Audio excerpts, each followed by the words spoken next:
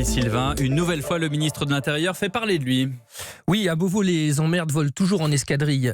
Mardi, je l'ai évoqué à ce micro, on reprochait à Christophe Castaner son silence au sujet de la mort de Steve Maia-Caniço, dont une partie de l'opinion le tient pour responsable.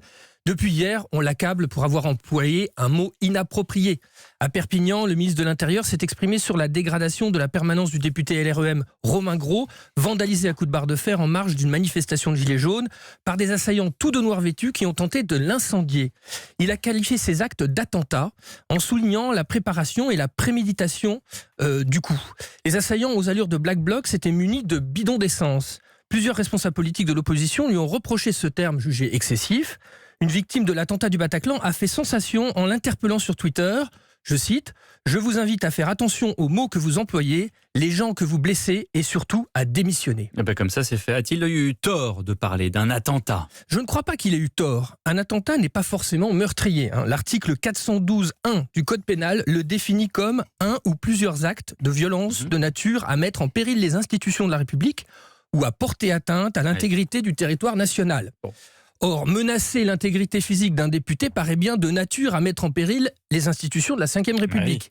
Et prétendre le contraire revient à excuser une violence injustifiable en démocratie. L'attentat relève d'un projet politique et la violence dirigée contre les permanences de la République En Marche pour protester contre le vote du CETA est bien politique. Quand bien même, Christophe Castaner est-il encore audible ? C'est tout le problème. Sa parole est dévaluée. Quoi qu'il dise, quoi qu'il fasse, ses adversaires considèrent qu'il a politiquement tort. En dénonçant l'attentat de Perpignan, Christophe Castaner a peut-être voulu allumer un contre-feu à la polémique sur la mort de Steve, quitte à employer des grands mots, comme cela lui est déjà arrivé à plusieurs reprises. Ça n'a pas marché.